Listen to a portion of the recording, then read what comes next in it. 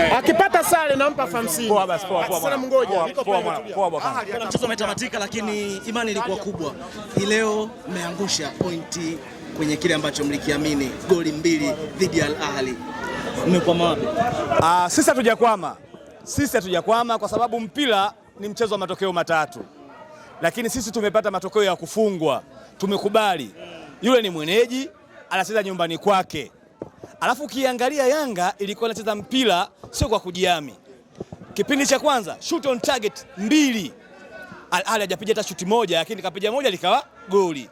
Lakini Yanga amecheza mpira mkubwa. Kwa Yanga sisi tuliwaheshimu Al Ahly, lakini hatukuwaogopa. Kuweka mabeki 4 au 5 kule nyuma sio kuwaogopa, ni mbinu za mwalimu. Lakini mwisho wa siku ule mfumo ulitulipa. Tumefungwa katika dakika za nyongeza za kipindi cha kwanza. Dakika 3 za nyongeza ndio sisi tumefungwa kwa makosa madogo tu ya kuwa marking haikufanyika vizuri.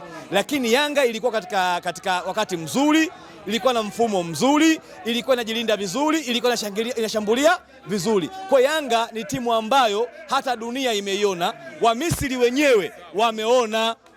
Kwa sababu mmeionyesha kwa mchezaji mmoja, kuna namna ambavyo watu wameona kile ambacho watu walikitarajia, lakini kwa Mudathir imekuwa tofauti kwa kile ambacho alikionyesha. Kuna namna unatoa lawama zote kwa Mudathir?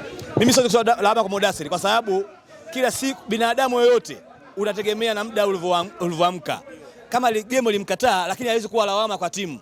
Ile ni bahati mbaya, lakini sio lengo lake iangushe timu.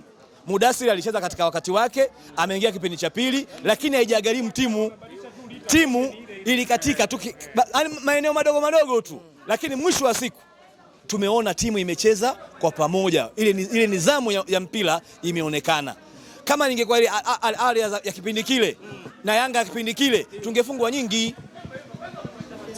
Lakini Al Ahly hii ina wachezaji wa hela nyingi, ni matajiri, lakini Yanga kipindi cha kwanza imeruhusu goli moja. Tena goli moja lenyewe dakika za nyongeza. Kwa Yanga ilikuwa ni bora kuliko Al Ahly pamoja kwa nyumbani kwake.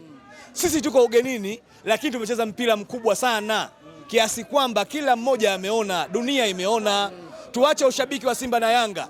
Mimi nawaambia ndugu zangu wa Simba, leo wameshangilia. Leo wamefurahi sana. Lakini kulia kupokezana. Leo wanashangilia wao. Si tunaamini yule Mtunisia kule kashaona ndugu yake kashinda, hatokubali kupoteza pointi zake 3 kule. Kwa Simba hii alompeleka Chama mzee. Babu aliochukua mafao yake ya uzeeni. Make Chama ni mzee wanakwenda kustaafu Simba. Eti akampe pointi 3 Simba, kitu ambacho hakiwezekani brother. Mimi nakwambia ukweli.